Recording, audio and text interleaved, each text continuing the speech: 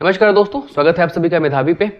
दोस्तों आज बात करेंगे WTO और NFSA एक्ट 2013 के विवाद के बारे में, जो कि WTO सदस्य देशों और भारत के बीच में रहा था। यह भी देखेंगे कि क्या WTO से पूर्ववर्ती कोई संस्था थी या नहीं, और अगर कोई संस्था थी तो फिर WTO जैसे किसी नए संस्था का सृजन करने का उद्देश्य क्या रहा। यह भी बात करेंगे कि WTO किन चीज़ों पर अपनी सब्सिडी देती है और ऐसे किस प्रकार के सब्सिडी बॉक्सेस बना रखे हैं WTO ने, उन सब के बारे में डिटेल चर्चा करेंगे और यह देखेंगे कि हमारे एग्जामिनेशन के दृष्टिकोण से कितना महत्वपूर्ण है। आइए देखते हैं WTO यानी कि विश्व व्यापार संगठन और NFSA act, WTO and NFSA issue 2013। देखिए, WTO जैसी आज दिखती है, बिल्कुल आज जैसी संरचना इसकी नहीं थी। इसके पहले मीन्स WTO से पूर्व एक संस्था हुआ करती थी। The name of that particular institution is GATT। इसका मतलब था जनरल एग्रीमेंट ऑन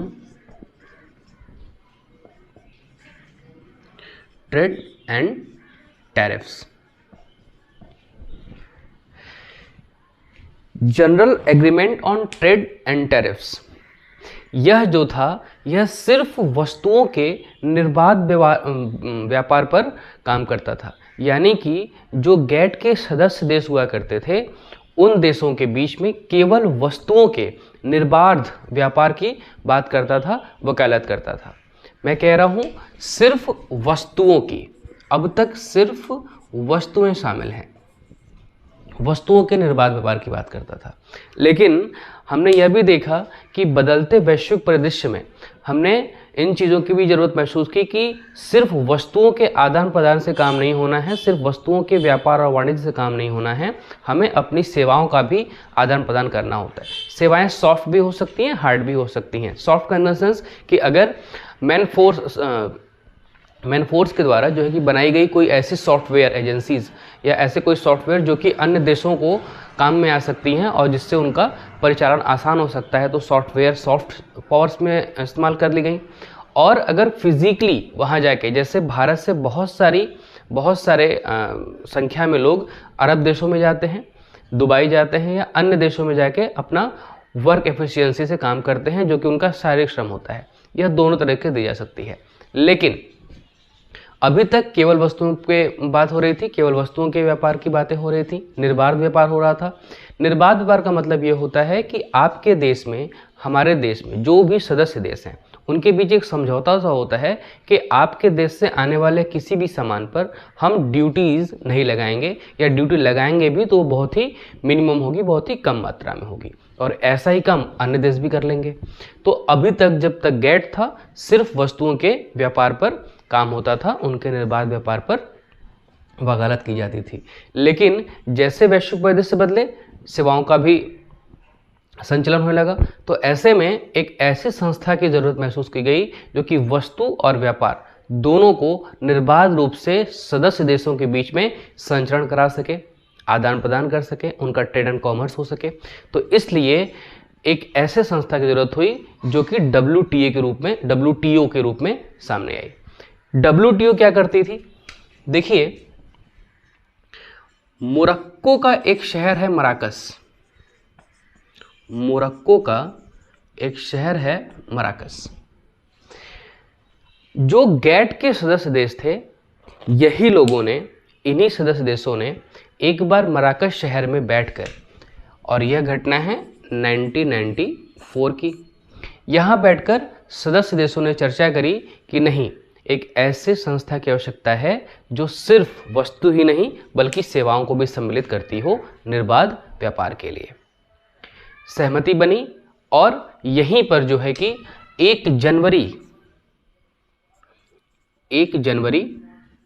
1995 को WTO अपने वर्तमान स्वरूप में आ गया। अब WTO के वर्तमान स्वरूप में आते ही इसका मतलब ये हुआ कि GATT के जो सदस्य थे, पहले के जो संस्था थी GATT, उसके जो सदस्य थे, अब इन सदस्यों में लोगों में यह होड़ लगी थी कितने ज़्यादा देशों को अपने साथ शामिल कर लें या WTO का सदस्य बना लिया जाए, क्योंकि जितने ज़्यादा देश इसके सदस्य होंगे उतनी ही ज़्यादा वस्तु और सेवाओं की आदान प्रदान होगा और अर्थव्यवस्था बूम करेगी और इससे सभी को मतलब साझा लाभ होना था। तो इस पर जो है कि सदस्य बनाने के लिए बहुत तेज़ी से काम होना शुरू हुआ। इसके साथ एक और चीज़ हुई, जो भी सदस्य देश WTO के मेंबर होते हैं, जो भी WTO के मेंबर सदस्य होते हैं, वह लोग आपस में कोई भी जो समझौते करते हैं उन पर जो सहमति बनती है वह WTO के किसी भी समझौते पर बहुमत से सहमति की जाती है। मतलब किसी देश को सम्मिलित करना है, कोई नए प्रशुल्क लगाने हैं या कोई नया नियम अध्यारोपित करना है, इन सभी के बारे में संपूर्ण सहमति होती है, तभी यह काम होता है। एक और चीज़, WTO के पहले जो संस्था थी GATT, इसके नियम सदस्य देशों पर बाध्यकारी नहीं हुआ करते थे, लेकिन अब जब WTO अपने सृजन में आया, अपने नए रूप में आया, अपने नए कलेवर में आया, तो इसके जो नियम और कानून थे वो सभी देशों पर, सभी सदस्य देशों पर समान रूप से लागू हुआ करते थे और बाध्यकारी हुआ करते थे। तो इसका मतलब यह हुआ कि यह GATT से ज़्यादा मजबूत संस्था बनी और इसके सदस्य देशों को आर्थिक सहायता मिल जाएगी, जो कि हम इसके कार्य में देख लेंगे। ठीक है, तो कहने का सेंस था कि इसका समझौता, इनके जो भी समझौते हैं वो बहुमत के आधार पर होते हैं, सहमति इनकी जब पूरी बन जाती है तभी होती है। प्रत्येक 2 वर्ष पर इनकी मंत्री स्तरीय मिनिस्ट्रियल डायलॉग आयोजित किए जाते हैं और इसी में जो भी प्रकार के निर्णय लिए जाते हैं मंत्री स्तरीय डायलॉग पर ही लिए जाते हैं, प्रत्येक 2 वर्ष में। ठीक है, इसके शहर चेंज होते रहते हैं। लास्ट टाइम ब्यूनस आयर्स में हुआ था और उसके बाद अभी कहीं और उसको होना है, यह भी देख लेंगे। और यह भी देखना है कि इसके कार्य क्या क्या हैं। अब देखिए WTO के कार्य क्या क्या हो सकते थे। WTO क्या काम करता है? यह सदस्य देशों में निर्बाध व्यापार को बढ़ावा देता है, साथ ही इनके आर्थिक हितों को भी साधता है, यानी कि इनका संरक्षण करता है। इनके साथ ही साथ आपसी समझौतों को लागू करने और उनका क्रियान्वयन कैसे किया जाए, इस पर भी ध्यान देता है। एक और बात ध्यान देने योग्य है कि जब सदस्य देशों के बीच व्यापार बढ़ेगा तो तीनों मार्गों से बढ़ेगा, जल, थल और वायु। डोमेस्टिक प्रोडक्ट्स अगर कहीं दूसरे देश में हमें भेजने हैं अपने, या हमें अपने द्वारा उत्पादित कोई वस्तु किसी अन्य सदस्य देश को भेजने हैं, तो 3 ही माध्यम हो सकते हैं, वो जल से जाए, थल रास्ते से जाए या फिर वायु से जाए। ऐसे में इन तीनों की वजह से कोई पर्यावरण को हानि ना पहुंचे, इसके लिए ध्यान रखा गया और इसीलिए इसके कार्य में सदस्यों के बीच निर्बाध व्यापार की बात करता है, आर्थिक हितों पर ध्यान देता है, आपसी समझौते लागू किए जाते हैं और साथ ही यह पर्यावरणीय मुद्दों पर भी ध्यान रखता है कि पर्यावरण संरक्षण लगातार बना रहे। अब देखिए यहाँ पर यह बात तो हो गई कि GATT से WTO कैसे बन गया। अब एक चीज़ और, इन्हीं आधार पर विकसित देशों के द्वारा विकासशील देशों को या अविकसित देशों को कुछ सब्सिडीज दी जाती हैं, उनके बारे में देख लीजिए। देखिए WTO विकसित देशों के साथ और विकासशील देशों के साथ बनी हुई है, लेकिन इसके अंतर्गत 3 प्रकार की सब्सिडीज दी जाती हैं। वो कौन कौन सी हैं? ग्रीन बॉक्स,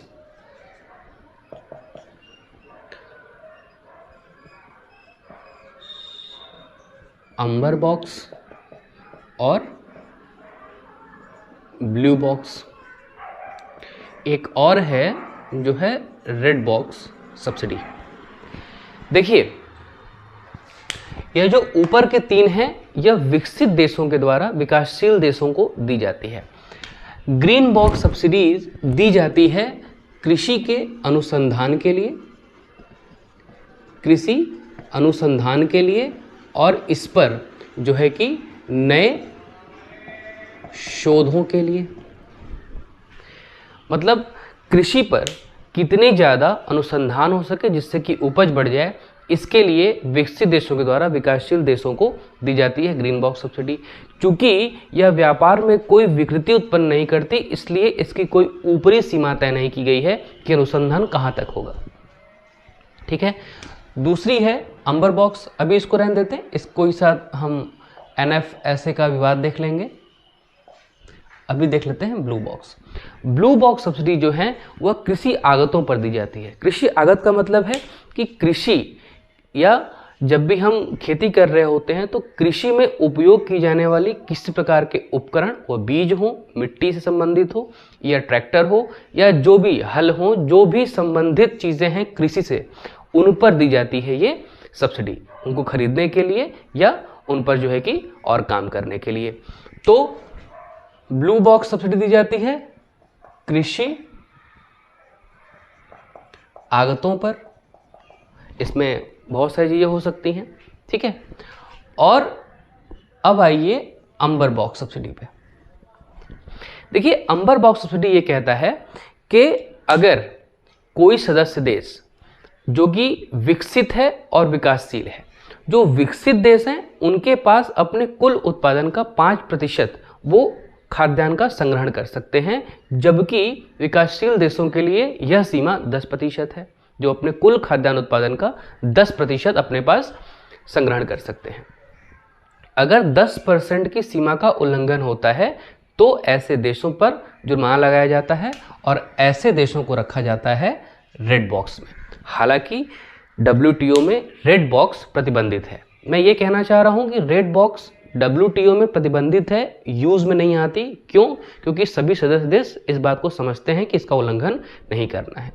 लेकिन अब देखिए, अंबर बॉक्स सब्सिडी मैंने बताया कि जो डेवलप्ड हैं उनके लिए 5% की सीमा है, और जो डेवलपिंग हैं इनके लिए यह सीमा 10% की है। विवाद क्या है? भारत ने 2013 में एक एक्ट इंट्रोड्यूस किया, that name was NFSA, national food security act 2013। Manmohan Singh ji की सरकार थी। और आपको आइडिया है कि हमारे यहाँ भारत देश में ज़्यादातर लोग निर्धनता की श्रेणी में आते हैं, जिन्हें अपने दोपहर के खाने जुटाने के लिए भी बहुत ज़्यादा मशक्क़त करनी पड़ती है।